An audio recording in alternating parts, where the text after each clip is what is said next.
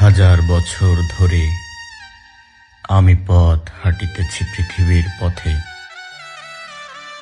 সিংহল সমুদ্র থেকে নিশীথের অন্ধকারে, মালয় সাগরে অনেক ঘুরেছি আমি। বিম্বিসার অশোকের ধূসর জগতে সেখানে ছিলাম আমি। আরো দূর অন্ধকারে বিদর্ভ নগরে আমি ক্লান্ত প্রাণ এক। চারিদিকে জীবনের সমুদ্র সফেন আমারে দুদণ্ড শান্তি দিয়েছিল নাটোরের বনলতা সেন।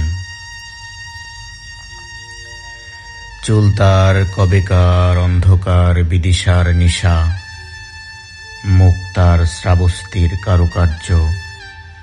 অতিদূর সমুদ্রের পর হাল ভেঙে যে নাবিক হারায়েছে দিশা।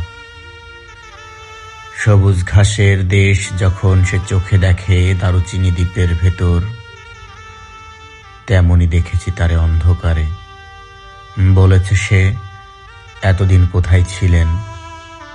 পাখের নীড়ের মতো চোখ তুলে নাটোরের বনলতা সেন। সমস্ত দিনের শেষে শিশিরের শব্দের মতন সন্ধ্যা আসে। ডানার রৌদ্রের গন্ধ মুছে ফেলে চিল। পৃথিবীর সব রং নিভে গেলে পাণ্ডুলিপি করে আয়োজন।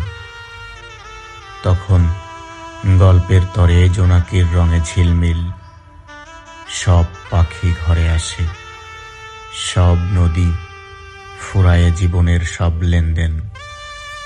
থাকে শুধু অন্ধকার, মুখোমুখি বসিবার বনলতা সেন।